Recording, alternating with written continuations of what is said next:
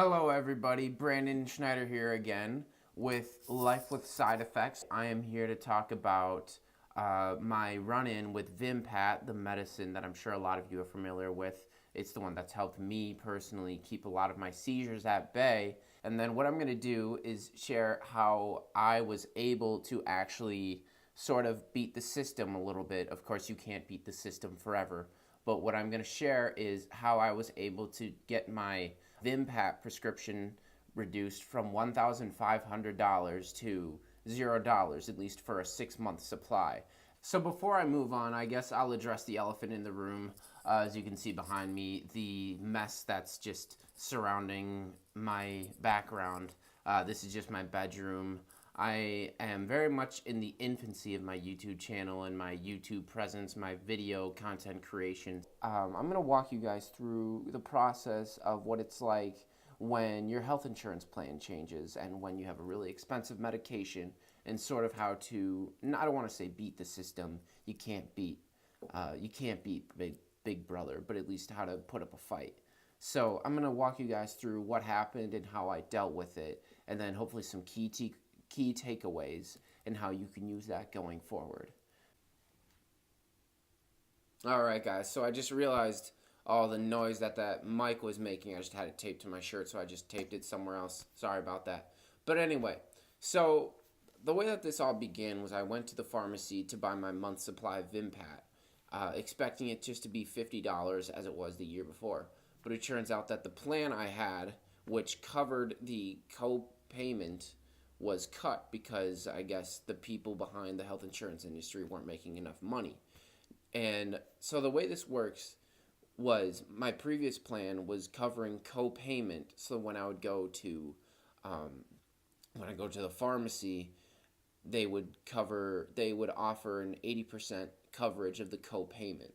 So as we know, a lot of our seizure meds can be very expensive, especially Vimpat, and I'll get into that in a little bit. But it would cover 80% of Vimpat, and then I was able to get it down even further and just pay $50 for a monthly supply of Vimpat. So I go there to get my monthly supply of Vimpat, and when the pharmacist rings it up, she goes, "Oh, so that's gonna be 1,500. Like, does that make sense or whatever?" She was pretty surprised too, so I just held off on getting it and leaving. What I did was I called the health insurance company to figure out how this is possible, because it's never been that expensive. So I give a call to the health insurance company. I'm waiting and waiting, of course. The automated, voice system takes forever. And then eventually I speak with a lady who says that my plan had been cut, or at least changed, modified, because like I said, the executives weren't making enough money. So now what had happened was previously they were covering co-payment, which means that whatever I had to pay at the pharmacy, 80% of that was being covered by the health insurance plan that I had. So, which, wasn't too bad. $50, fine. And what they had done was they took away that co-payment option, and they only offered co-insurance, which in my case meant that they would be covering 50% of each purchase I had to make at the pharmacy. So after I met my deductible, which did not take long at all, obviously, with that $1,500 for a monthly supply, they would be covering 50% of that $1,500. So that meant that every month afterwards, I would only have to pay $750 for my monthly supply. Still not going to happen, right? I'm not making very much, unfortunately, but $750 is outrageous no matter who you are.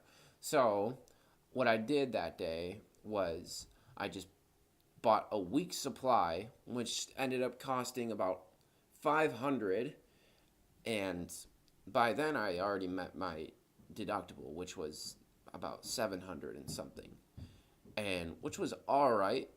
At least then that co-insurance was going to kick in, but I knew that there was no way I was going to go go along with this new insurance plan they had. It was not going to happen. So my strategy thereon was just to buy 1 week's worth for every week while I figure this stuff out. So getting into the steps that I took when I realized that I had a problem that I had to solve. I've got a bunch of notes written out here. I documented the entire process, which I highly recommend. Going by memory on all this stuff, terrible idea. You know, and take it from someone who didn't even know what the word deductible meant before all this.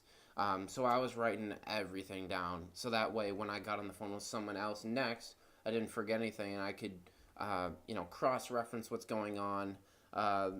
And now here I am, knowing more than any 23-year-old should know about healthcare and all this stuff. But anyway, so I learned about, the difference between my plan this year and what it was, and what the people said with my health insurance company. They were telling me why my meds was costing so much, and so they had sort of this, they call it a formulary, and that's when you can check your health insurance plan and see how they rank your medicine and why it costs what it does. So, for example, as you guys probably know, you have your generic, you have your preferred generic, your actually looking here, so it goes preferred generic is the least expensive. Generic gets a tiny bit more expensive. Preferred brand, non-preferred brand, specialty, and then the most expensive I think is customized, and that's when someone has their own like specialty, custom made medicine that isn't out there. It was made for them, and that's got to be for extreme cases. But anyway, so I am currently taking Keppra, levetiracetam, a lot of you know, oxcarbazepine, otherwise known as trileptal, and then clonazepam, Klonopin, my emergency medicines or while a seizure is happening or if I catch one. So the Keppra is considered generic, and it is a $15 copay because it is in-network, at least for my insurance plan. The next one, oxcarbazepine, is generic. They have a generic form of the trileptal. That's a $15 copay as well. The Klonopin, generic, $15 copay. But Vimpat, however, is a non-preferred brand, so it's going to cost $1,500 or $1,500 for whatever reason. And what's crazy about that, which just gets me going, is that there is a generic version out there, but the FDA hasn't approved it yet. Again, someone wants to be able to buy a new beachside vacation home or whatever. I don't know. Vimpat, again, non-preferred. So the next thing to do was to call Medica and start raising hell. Of course, they don't do anything about it. They just say, oh, I'm sorry. The people on the other line, the representatives, they feel for you. They're people, but, there's nothing they can do. They're good people, but there's just nothing they can do about it. And so I'm on the phone with them. They let me know, or I don't know if it was the first call. It was probably the third call that someone told me that I can appeal. So that was kind of the next step to take, which I hadn't taken in this process. What I did was I just kept calling. In these situations, you really got to just keep calling until you get a representative who's going to really help you. Because sometimes there's people who just don't feel like helping you. That's just life. You'll find that anywhere, as we all know. So, let's see here. What I tried doing was to figure out if there was sort of a back pay that we could do where I would be able to just keep paying those weekly supply of meds, and then once the appeal goes through, then they would kind of reimburse me. My appeal with my health insurance company didn't end up working. And I'll kind of get back to that. And so that was just a conversation that I had, something to keep in mind about the idea of back pay. Maybe they'll do it with you. I don't know. It didn't work for me. So, eventually someone said to get in touch with CVS Caremark, because they're kind of the parent company, the umbrella for my health insurance company. So that's something to keep in mind is who is your sort of parent company for your insurance for your insurance that you have. Figure out who's at the top. That's what I really found out, was to make sure who's at the top. Go straight to the top of command in the food chain of all this stuff. There's always kind of like a corporation at the top that covers that is in control of everything. So talk to the people with the big desks in the corner office as soon as you can, and then they'll point you in the right direction to where people can actually get things done. Sorry, I keep just going back and forth, and I'm looking at my notes. So eventually I find out that Vimpat has a discount program. And then I go on the Vimpat site, vimpat.com. Some of you guys may be familiar with that. I actually, at this time, I already had the discount program set up with me, so that when I would get my Vimpat, they would deduct it a little bit. However, I already had this, so it couldn't do anything for me. And then as I keep digging and talking to people, they tell me that if you go to the manufacturer website and speak with the people who manufacture Vimpat, they told me that there is a financial aid patient assistance saving program that you can apply for. So that was my next step, was to apply for the financial aid for Vimpat. And so that was another process that I had to go through. And this is something that you can do pretty much with any drug, I believe. For the Vimpat, UCB was the name of the company that manufactures it. They also manufacture Keppra, and then two other guys that aren't relevant to me. So like I said, I went to the UCB website, and it has all these different options to try and figure out your situation there. They have the portal that will take you to the financial assistance sort of requirements, what will make you eligible. You print out their PDF. It's about 4 pages. You have to do the standard, show your income, your need for it, and just sort of prove why you need it. And then at that, what you also want to do is include some additional information, such as, why is this especially important to you? And so something I provided was how my seizures weren't really well handled until I got on that medicine. And what I did as well was I got in touch with my neurologist, and she was able to write a letter. She wrote a letter saying how it's very necessary for me, kind of the subject line, to whom it may concern, and it was saying Brandon needs this medicine because his seizures weren't well handled until now, and if he stops taking this medicine cold turkey, he is at risk for status epilepticus or something, where your seizures just don't stop and you have them back to back, intracranial hemorrhage, and potential death. So here I am thinking that if they see that, the people who approve the financial aid, that they're going to right away say, oh yeah, okay, for sure, this kid needs it. So I sent in my application.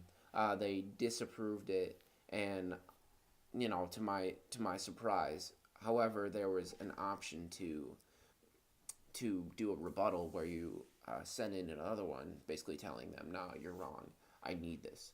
So I went ahead and I did that, further explained, went into better detail, explaining how, my health insurance plan changed.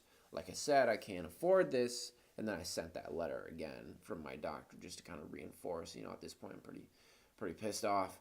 So then I went ahead and did that. And keep in mind, when I did this was for 100% coverage of the medicine for the Vimpat. It wasn't a discount. It wasn't like 30% discount. It was they took care of it all. So they covered 6 months. And reason I say 6 months is because now I take 250 milligrams morning and night.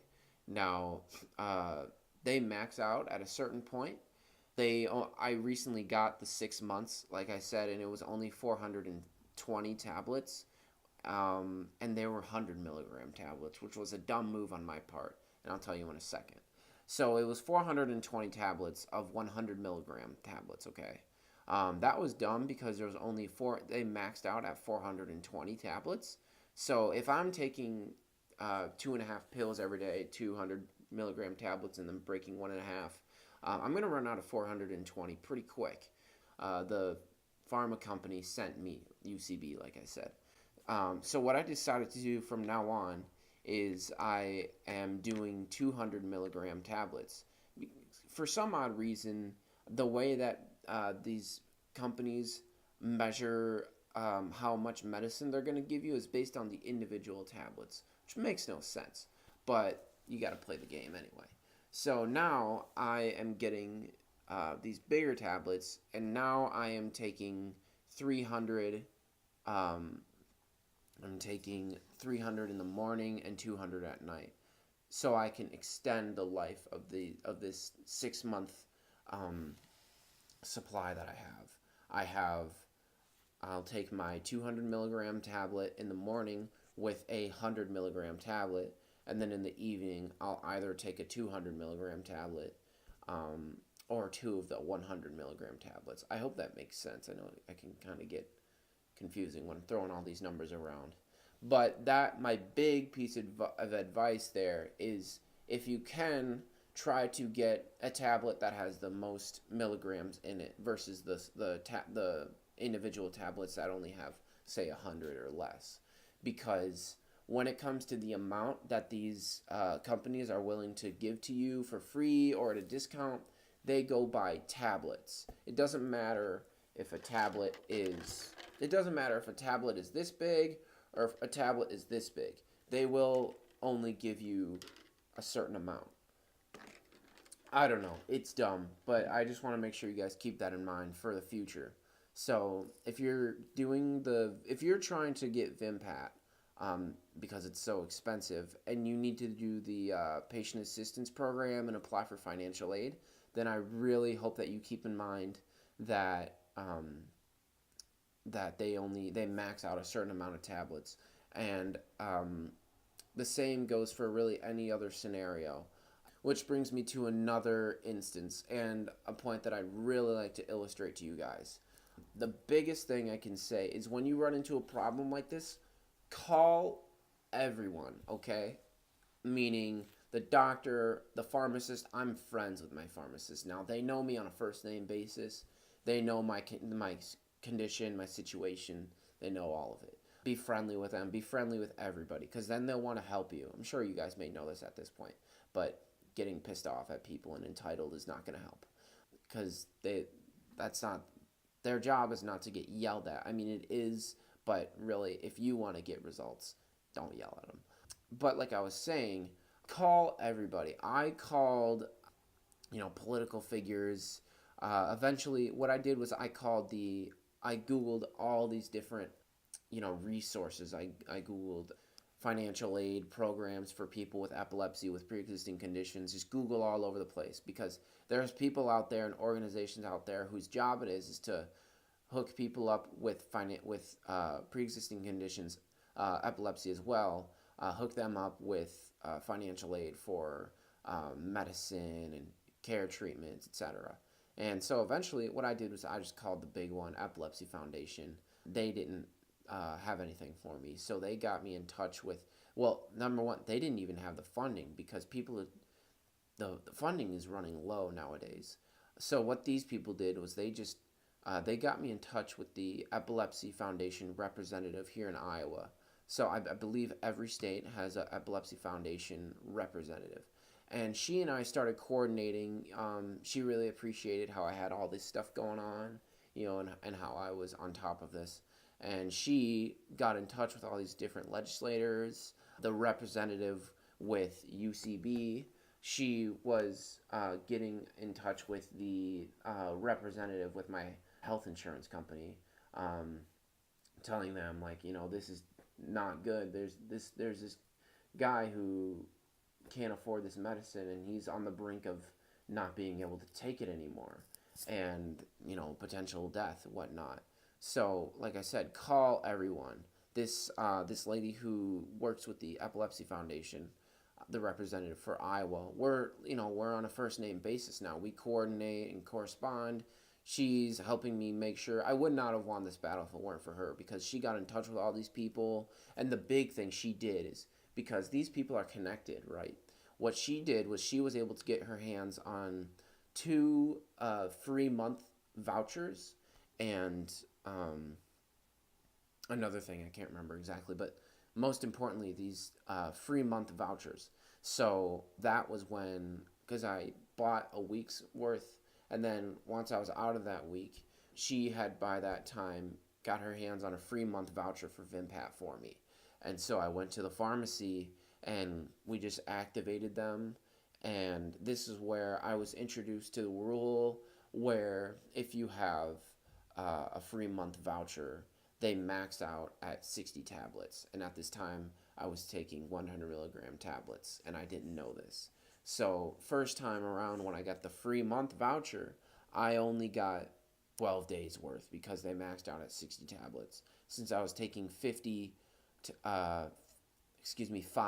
100 milligram tablets a day, that they maxed out at 60, and that only got me 12 days. So for that next month, what we did was we got the 200 milligram tablets, because even though it's a higher dosage, they still only max out at 60. So I've got that free month of under a little bit under a month. So those are the big things I have for you guys. Now, I really hope that helps. Some stuff that I really want you guys to keep in mind is to, really document everything that's going on. Reach out to everybody you can. Know that there's usually resources and financial aid for every medicine, because it's a business. Medicine is business. There is a pharmacy manufacturer behind all this stuff. I can guarantee the Vimpat costs $10, if that, to make one tablet, but yet it's charged horrendously. So I hope that was valuable. Sorry I keep ranting on and on. But like I said, please let me know in the comments. Email me or anything if you have questions about that. I hope this helps. Thank you. Oh, and two final things. I know, sorry, we thought we were done. Not to brag, but I take 5 tablets of 750 milligram tablets of Keppra. That's 3,750 milligrams right there. This is morning and night, by the way. Oxcarbazepine, trilaptol. I take 2 300 milligram tablets. That's 600 right there. The Vimpat, I take 500 in the course of a day. Add that all up, that's 5,350. Beat that. It's a weird brag, I know. But the other thing I really wanted to emphasize a little more is keep in mind, like, political figures, legislators, mayors, all that stuff, they work for us, we the people. Their job is to, make moves happen for us when we speak up. So get in touch with, like, the mayor and those people. It sounds weird, but that's what they're working to do. I went to a couple events, and I have people's numbers. I'm in touch with the mayor and, a couple other people. And they're actually putting my story out in, like, city hall meetings. Get in touch with them. Do it. See what happens. And they can even help you, kind of point you in the right direction to get stuff done. All right. See you guys. Ask me some questions. Hopefully I have answers. All right. Bye.